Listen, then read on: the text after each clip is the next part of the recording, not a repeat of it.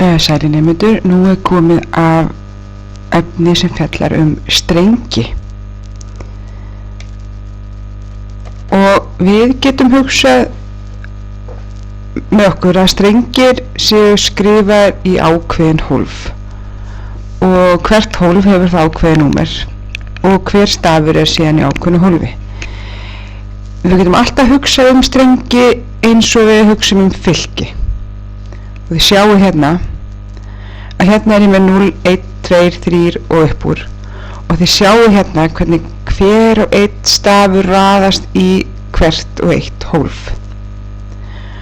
Og þetta alveg svo með fylkin, munið, þá fór hvert og einn tala í hólfin en hérna fer hver og einn stafur. Þetta mjög svipað. Þannig að hugsið alltaf, ef við hugsum strengi og strengivinnslu, ok, við ætlum að hugsa fylki í leiðinni.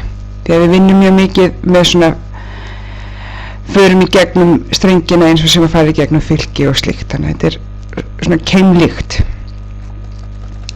Og við notum náttúrulega þetta innbyggða gagnatak sem string og við erum með fullt af innbyggðum aðferðum í C# sem við notum til þess að vinna með strengi.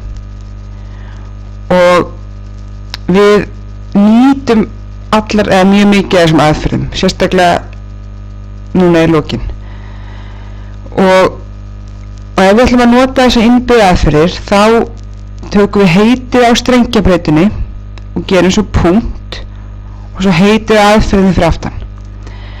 Þannig hérna til dæmis heitir þessi breyta texti og ef við gerum punktur þá sjáum við að lengð kemur upp og fleiri strengjar aðferðir sem eru innbyggðar. Þannig að við sjáum hérna til dæmis, þetta mjög góður kóði sem eiginlega segir allt sem segja þarf.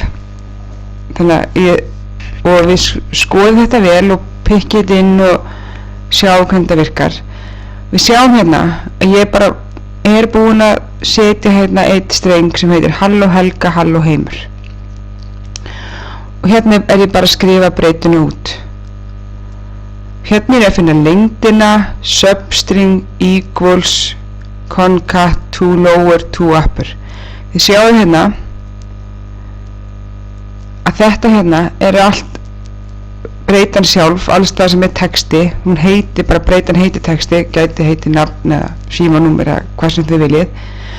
Og allt sem fyrir aftan punkti, það þá innbyggðu aðferðirnar sem við munum nota. Þannig að við skulum skoða hérna fyrir neðan þessar aðferðir.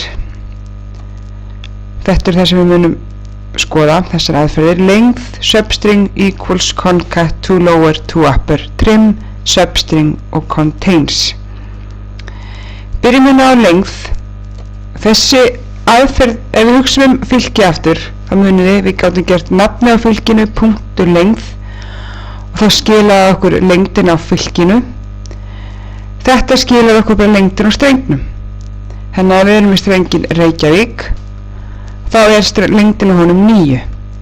Því að þetta hérna 1, 2, 3, 4, 5, 6, 7, 8, 9. 9 stafir, lengdin 9.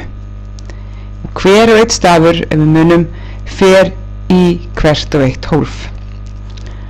Byrjum á 0, þetta 0, 1, 2, 3, 4, 5, 6, 7 og 8. K fyrir í 8. hólfið. Substring, þetta segir hvað við viljum hérna byrja og þetta hvað við viljum fá út marga stafi. Og hérna það helmingurinn í þessu tilfelli. Og þetta getur náttúrulega verið eitthvað annað en 0. Equals, þessi aðferð athuga hvort strengurinn sem við erum að vinna með séu eins. Ef strengin eru eins þá skilar þessi aðferð true, annars skilar hún false.